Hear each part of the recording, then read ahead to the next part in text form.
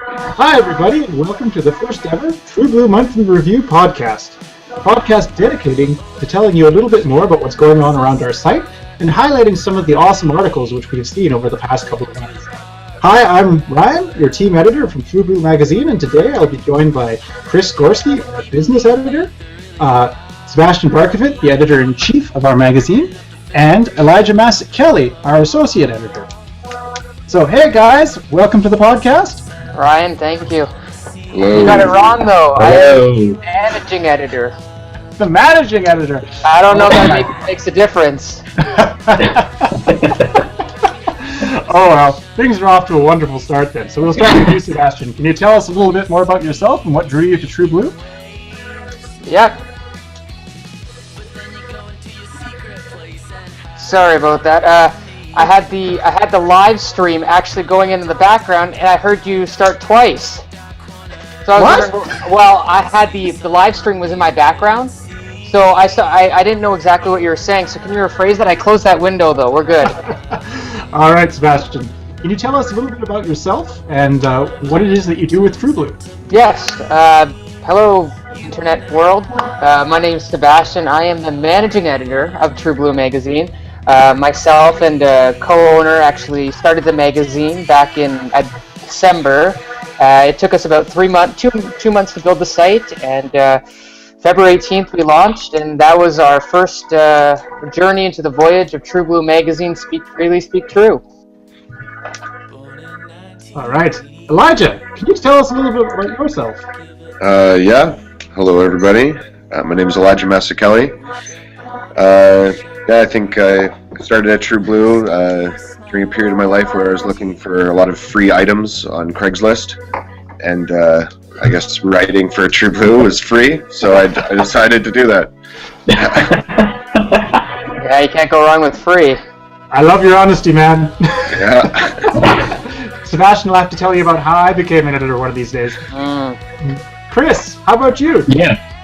Hi everybody, my name's Chris. I am the business manager for Trueblue, and I kind of came upon it also on Craigslist, desperately looking for a job, and discovered that it's less a job and more a way of life with Trueblue, and was immediately drawn to the content and to the people involved with it, and have kind of enjoyed the whole process up to now. You make us sound like a cult. Trueblue is love, Trueblue is life. Don't drink the Kool-Aid. What's up with the purple headphones? Is that yours or your wife's? Yeah, are you liking that? Yeah, my wife was kind enough to loan me these fine purple headphones. Thank you to my wife. Yes, thank you. This Father's Day, please remember to thank your wives for everything. Just safer that way. That's right. Yeah, I'm wondering what my cats are going to get me for Father's Day this year. Probably an evil plot to take you over. Yeah, no doubt. No, they'll just let you live for another week. That's right. All right, guys. Let's move on into our first segment, where we're actually going to talk about some of our favorite articles from the previous month, and highlight some of our writers and what we really like about their content. So I think we're starting with Sebastian. Sebastian, That's right. What have you been reading, and what would you like to highlight? My favorite, I don't know why, but I always go back to Rob Gunther's Has Your Cousin Ever Been in a Russian Prison? And it's just such an absurd story where I don't have a cousin that's went to a Russian prison. I've never heard of anyone that's been to a Russian prison. And there we have it. We have a writer of ours who had a cousin go to like one of the toughest prisons in the world. Like the Russians, I don't know if you've ever seen the documentary about some of Russia's toughest prisons, but I hear that they have like guard dogs the size of bears to maul you apart.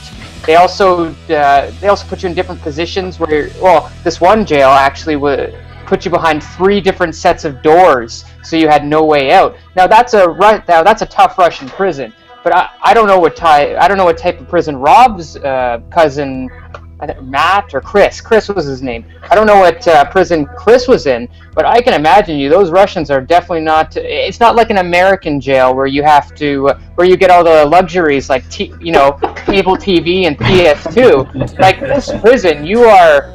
I don't know, making something for the Soviet Union. You don't have a PS3 or a PS4. You still have the PS2. Yeah, that's right.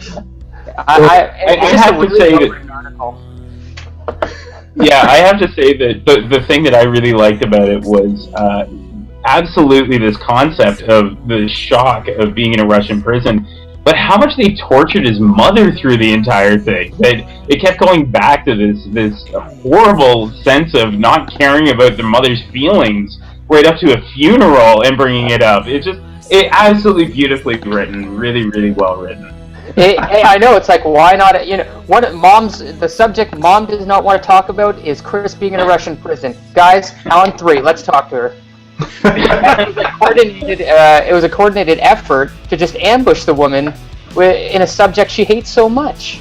But then at the last moment, I guess you're right, at the funeral, Chris shows up, and they're like, Chris, where have you been? He's like, Russian prison.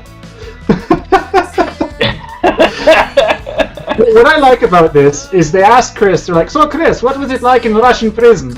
And he goes, it wasn't so bad. It's like, what? It's like, you can have all the vodka you want. None of this dropping soap business, it's just more vodka. Do you remember how he got there, though? Apparently he was just on a train, or he was just in transport somewhere, and these cops just arrested him out of nowhere. Now, that's his side, but on the, knowing anything about Russia, it kind of sounds right. Good stuff. No, that was one of my favorite articles when I first came on to Trueblue, just because of how funny it was. Yeah.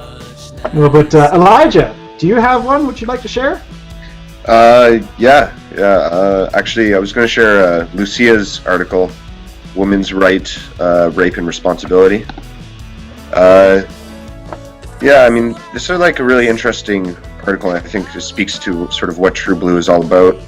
And the way that this author wrote upon a sort of touchy issue in a way that can be taken so many different ways by so many different people, and right away she gets a comment on her article that sort of speaks out against it and sort of vilifies the author and puts her in a position where she is sort of being attacked for her opinion.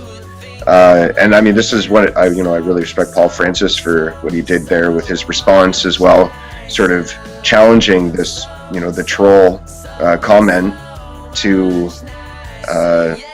bring up their own rebuttal to this issue. And I think this lies just sort of the response to this was, the potential for what Trueblue magazine is and how it could, possibly, open a real dialogue and actually address issues that, sometimes there's certain mindsets that are very established that are difficult to change in any way. But yeah. Absolutely, it's awesome to see that we're all sticking up for each other. It was probably like 15 comments of just I don't know, you want to say rebuttals almost, but I'm just glad that former editor Paul was so diligent about sticking up for Lucia. Lucia? What is it? Does anyone know? Lucia. Thank you. Yeah. I was really happy that Paul did that, and I followed the whole post. I just let them do their own thing, and it worked out nicely. Anyone else? Well, I was going to say with Lucia, she's awesome. She's one of the most unique, honest, and open people I've met through Trueblue. And I always enjoy looking at her articles just because it's never going to be what you expect. And it's always well argued. You don't have to agree with what she's arguing, but she puts words to these things and brings to light information and points of view which you would never expect. Sort of a corollary to this, one of the most interesting articles she posted recently was about polygamy, and looking at it from the perspective of someone from Egypt or from other parts of the world, where it's the norm. And we tend to hear the extremely negative connotations, which there are, and I don't want to belittle those at all, but also to hear why they do it and how it's a fundamental part of their life, and if they didn't, they wouldn't be able to function as a household or as a family. So it is a truly unique perspective that she gives every time. Absolutely, yeah. You don't have to agree with her, but you have to appreciate that she puts all that thought, all that time, all that effort into stating her facts, or stating her opinion almost in the form of facts than just a rant. No, absolutely, for sure. Oh, well, I get to move on to one of my articles, I guess. Now, who here likes hardcore rock? Shock rock and the like. Gigi Allen? Gigi Allen? Yeah. I know nothing about the subject, and this is where one of our I have Led Zeppelin. There you go. Well, that's actually a good reference, because the article I'd like to talk about is one by our contributor Mike Marino. And Mike is absolutely wonderful about finding the minutia of pop culture and giving it a good shake so that our generation can understand the roots of many of the popular trends now. And one of the articles I'd like to highlight there is one Screaming Lord Sutch. And Screaming Lord Sutch was a British rocker and sort of the first ever shock rocker. And he precedes the British invasion kind of thing going on. And some of the stuff he did on stage, you wouldn't even do today. I was watching one clip from one of his concerts, and he pulls a gun on someone in the audience and starts shooting at him, shooting blanks, and then the audience members also whip out guns and start shooting back. And it's like girls are fainting in the audience, and it's just like, what is he doing? Like Ozzy Osbourne biting off some bat's head? That's nothing compared to what Screaming Lord Sutch did. And his band, The Savages, which he's associated with, saw some of the biggest names in British rock going through there. Some of the guitarists for Led Zeppelin, John Bonham, all of these guys made it through Lord Sutch's Academy, as it were. So, truly interesting article. I want to thank Mike so much for sharing it with us, and I'd recommend going and checking it out, just because it is so unique. Yeah. He kind of looks like Jack Black. Yeah. Sorry, go ahead, Chris.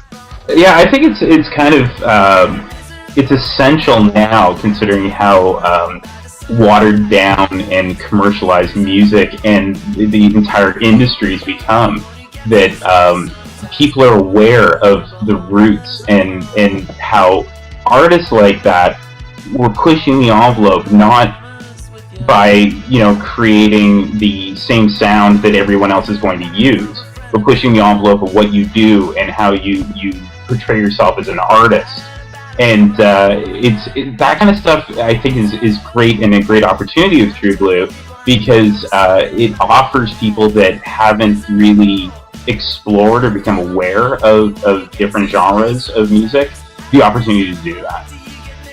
No, it was definitely a really insightful article. I knew nothing about the subject. Every time Mike writes something, it's like, I had no idea that even existed.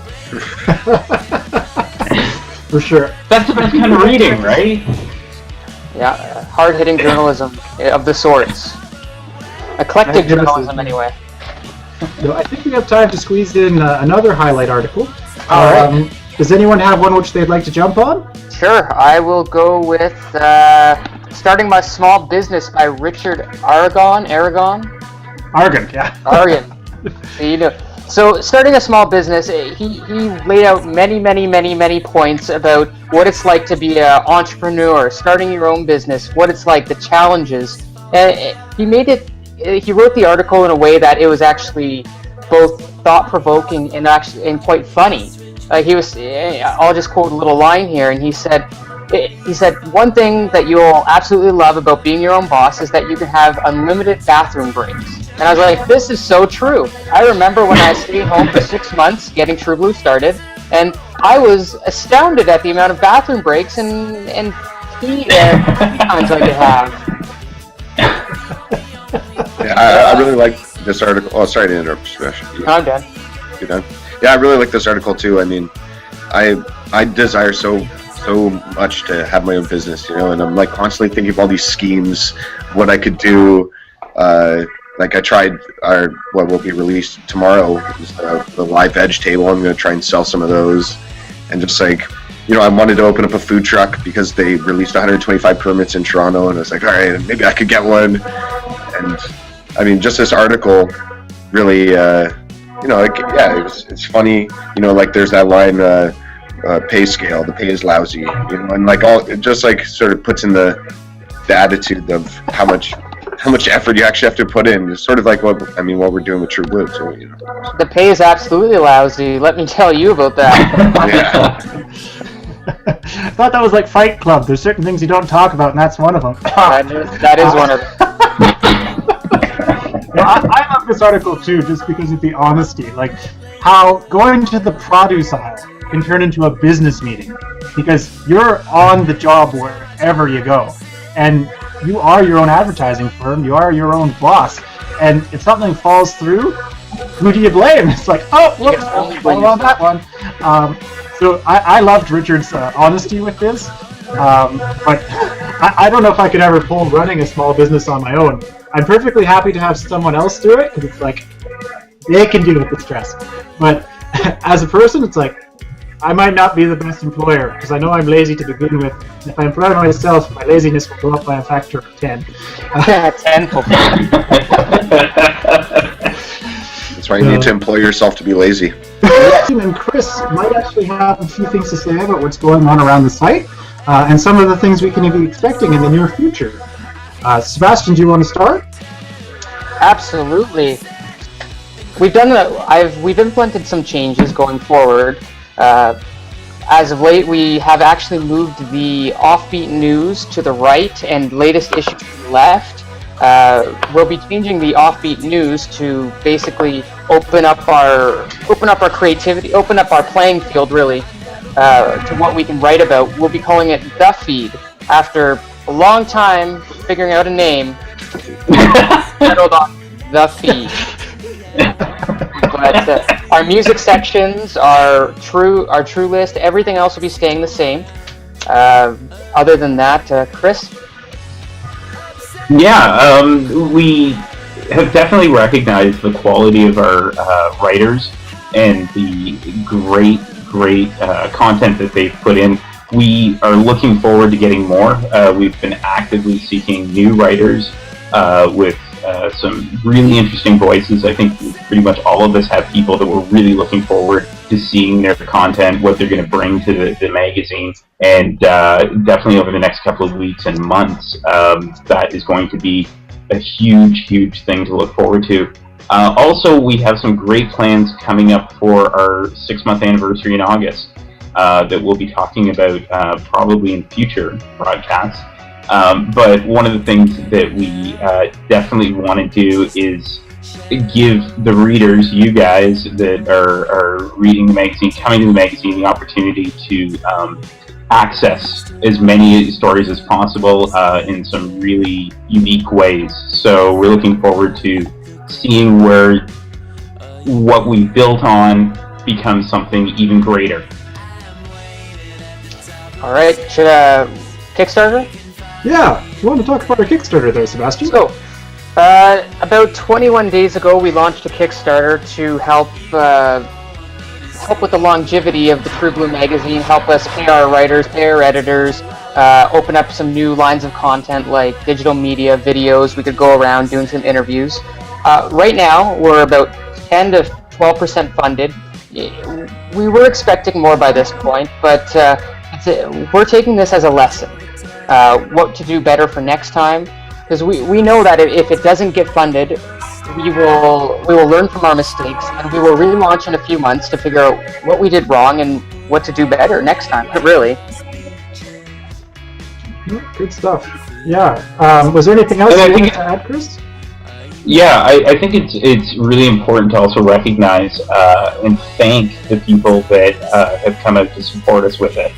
That there are individuals that have read the content on the sites and feel that Trueblue is important. We know it's important. It's why we do it, and it's why we spend a great deal of time and a great deal of effort, not just on making sure that the site is running and everything else, but also the editors, Elijah and Ryan, what you guys do to make sure that your writers are doing their best work and encouraging them and helping them along to bring out the best in them. And I think it's awesome that people have said, yeah, that's something that I think is important. And so for the people clearly we're not going to hit, it would be awesome if we did, but in the case that we don't, I'm so appreciative, and I'm sure we all are, of the people that said, we want to support you, we believe in you. Yeah, thanks to them. I'm really, I said it in the video where I said, thank you for all your support, and I still mean it, even though we didn't get as much as we expected. To those people that couldn't pledge, your support, reading the site, reading the articles every week, that's support enough for us.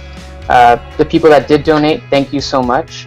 And, maybe we're hoping to reward you with something else, because I have your names, and I'm hoping maybe we can get you some kind of Trueblue gift or swag of some sort after the Kickstarter, regardless of what happens. Awesome. Well, I think some of the swag we had was pretty neat. Who was the one who actually did the design on the T-shirts? Yeah, who was that, Sebastian? Yeah, who was that? Chris did all the graphic design, and he did an amazing job of it. He's one of the most talented graphic designers I know. No, you don't know any graphic designers then. I know you and Mike. And Allison. How's this for a sec? That's awesome that you said that your wife's a graphic designer. Yeah. I know. I'm getting a glare in the back here. Why does the back of my head feel so hot? Yeah, I'm just burning here from the evil look.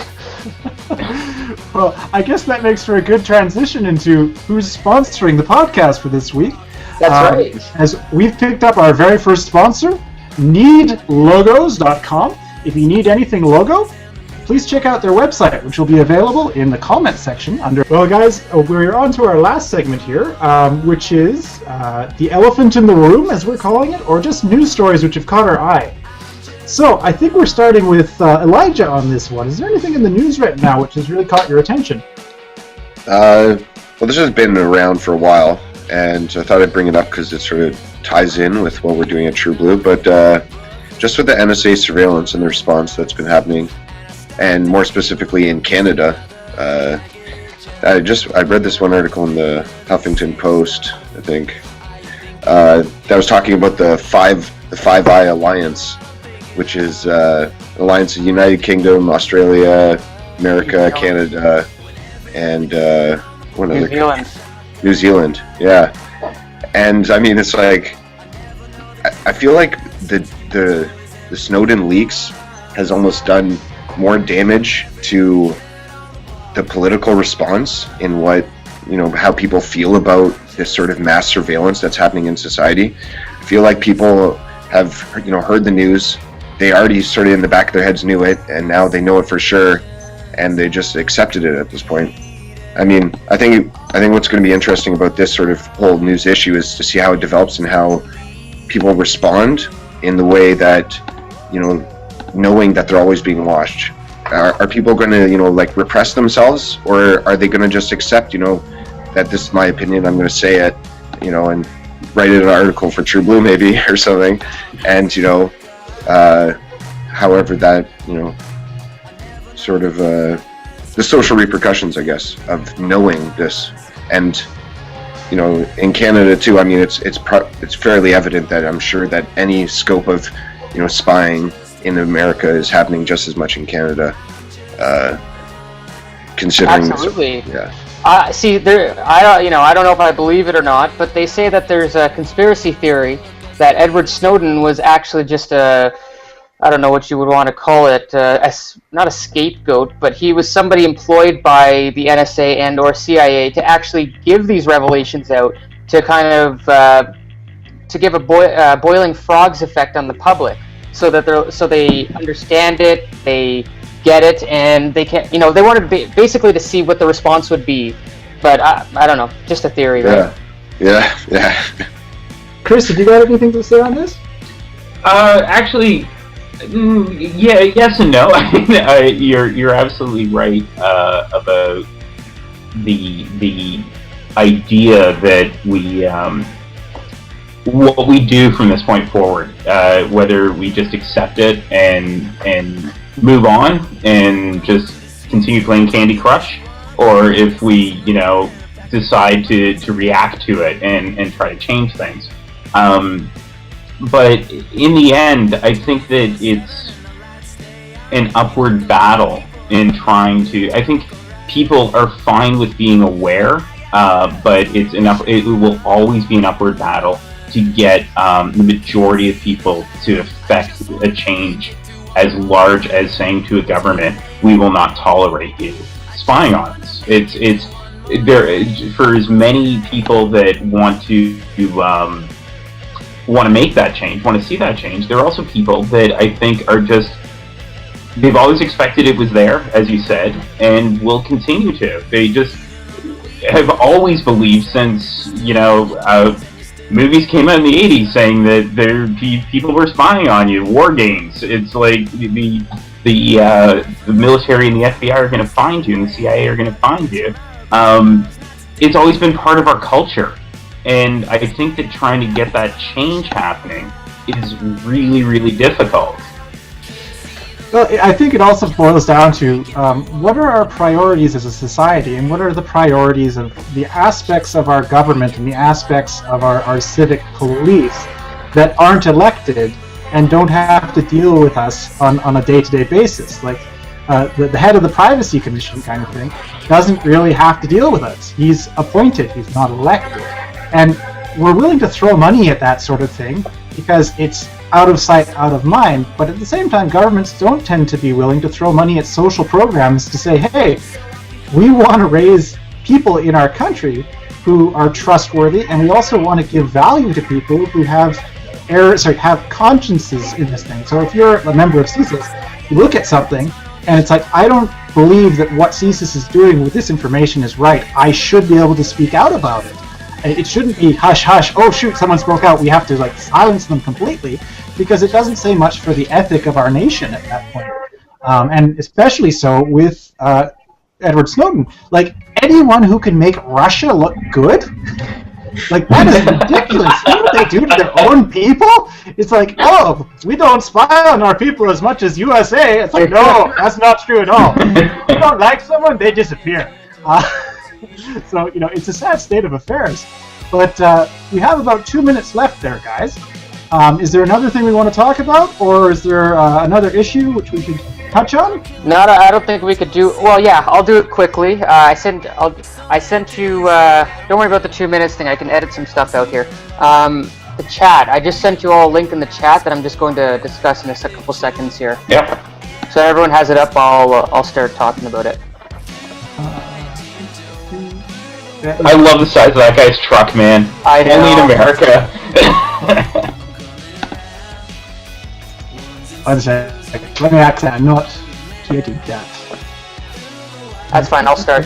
So yeah, go ahead. My issue is an article I read this morning on the Daily Mail, and it was really interesting. This gentleman, Matthew Heller, went to a concert. Little did he know, while he was at the concert, the police broke into his vehicle, completely destroyed it, ripped electrical out, ripped floorboards up, did whatever they could, because they said that they smelled something, which I guess gives them probable cause. I don't know the laws in, I believe it was Florida, probably not, but Tampa, yeah. Yeah, Tampa, Florida. So I don't know the laws in Florida, but that seems quite illegal. But are there laws in Florida? Who knows? There's something in the water there. That is the law. Exactly. But they didn't even leave a card. They didn't call him, nothing. They left a little note on one of these a tiny little notepad, and it said, and I quote, "Sir," yes, they said sir. They said, "Sir, your car was checked by the TPD, Tampa Police Department.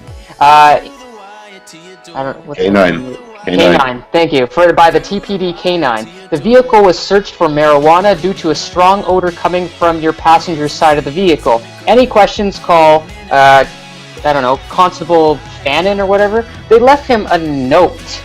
Are you allowed to search a car without a warrant? Even if, the person wasn't even in it. That's like going into a house because of a smell. You need a warrant. I don't know about Tampa. Like I said, Canadian law, I'm pretty sure that's the way it is. but don't quote me on that. We'll have to ask Blair. We got to get him out here one of these days. Yeah, we'll need to get Blair, the lawyer. The lawyer. I think one of the things that really struck me was it's offering the thought or the theory that police can destroy your personal property and not be accountable for it. They wouldn't. That in no way, in no way did they offer to pay for the damages or to anything. It's just like they can trash your property and walk away, and even to the point of leaving a handwritten note. Honestly, when I read the article, I thought the guy was just doing it for promotion, that he was trying to promote his porn business. Until the police tried to defend it. That's what amazed me even more. Yeah, no, I actually thought the same thing for the first half of the article. And then when I read Tampa Bay police they actually defended their constable, this and that. They made an official statement. I'm like, oh my goodness, this is true. That's even more sad. Well, it begs the question of what is the correct response for the police when they believe something is suspicious. There was, I don't remember the exact time that happened. It was about 8 months ago. But in Norway, there was a suspected shooter, and he was in a building by himself. They had evacuated the building. He was in an apartment. And what did the police do? They waited him out. It's like, the guy, I think, eventually surrendered peacefully, but I think that's a better use of public funds, having the police sit and wait, than ripping someone's apartment. I'd rather pay them to try and be proactive with the law, showing up and saying, hey, look, we think that your truck smells like marijuana. Why might this be? And have an officer just sitting there. I wouldn't mind paying the officer to do that, provided that they're going to be talking with someone. Because there might be drugs in somebody's thing. And it looks much better on the police to say, we are willing to take the time to try and understand the situation rather than assume the worst kind of thing. Yeah. And realistically, sorry, go ahead, Sebastian. Realistically, go ahead, Elijah. Sorry. We're all so passionate about this. You go ahead. It's okay. I think that in this instance, if there had been drugs in that truck, that police officer would have had to wait for him to arrive back to his truck anyway. It wouldn't be that they would have towed the truck and then said, oh, come pick up your drug truck. They would have waited for him to return to the vehicle and then associate him with the vehicle. So you're absolutely right in the case that they had planned to have police there. So that what in this country is considered an illegal search is just an absolute taking advantage of somebody's rights in this instance. Absolutely. And it's also poor police work. I mean, they're outside a rock concert and it smelled like marijuana. Surprise, surprise. I know, that's what he said, actually. He said, I was outside of a rock concert. Of course it's going to smell like marijuana. Yeah. I don't know. I guess we're all wrapped up? Yeah, I think that's it for us today. Thank you for watching the Trueblue Month in Review. We're going to be doing it again every other month there, Sebastian? Yeah, something like that. So every 2 months or every month. So keep an eye out for us. We're going to be trying to up our YouTube content and appeal to you across multiple forms of media. So thank you once again for tuning in to the live stream and also for watching us on our YouTube video release on... What's our YouTube account there, Sebastian? Trueblue Magazine. Trueblue Magazine at YouTube, and check it on the YouTube. Anyhow, guys, thank you for coming out. Do we all want to sign off? Yep. Thanks for joining us. We recorded this last Tuesday, but thanks for joining us this Wednesday. All right, guys. Thanks for joining us there, Chris and Elijah. Look forward to seeing you on the next podcast, and thank you very much, Sebastian, for playing host yet again. And this is your team editor, Ryan, signing off. Have a great day, guys. See ya.